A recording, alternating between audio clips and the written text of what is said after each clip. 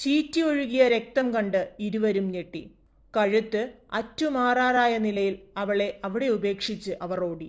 ഇവിടെ ഏതോ മരത്തിൽ ചാരിവെച്ച നിലയിലായിരുന്നു ഈറ്റ വെട്ടാനെത്തിയ ആദിവാസികളായ കാണിക്കാർ ദിവസങ്ങൾക്കു ശേഷം അവളുടെ മൃതദേഹം കാണുന്നത്. അന്നു മുതലാണ് ഇവിടം സുമതിയെ കൊന്ന വളവാകുന്നത്. സംഭവം നടന്ന് 6 മാസത്തിനു ശേഷമാണ് രത്നാകരനും രവീന്ദ്രനും പോലീസ് പിടിയിലാകുന്നത്. ജീവപര്യന്തം ശിക്ഷിക്കപ്പെട്ട ഇരുവരും 15 വർഷങ്ങൾക്കു ശേഷം ജയിൽ മോചിതരായി.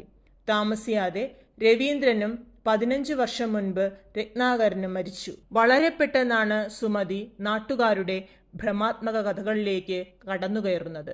കൊല ചെയ്യപ്പെട്ടത് ഗർഭിണിയായതിനാൽ ഇവിടം അരുംകൊലയുടെ വാസസ്ഥാനമായി നാട്ടുകാർ ചിത്രീകരിച്ചു. സുമതിയുടെ ആത്മാവ് ഗതി കിട്ടാതെ അലയുന്ന കഥ വായ്മൊഴിയായും വരമൊഴിയായും പരന്നു.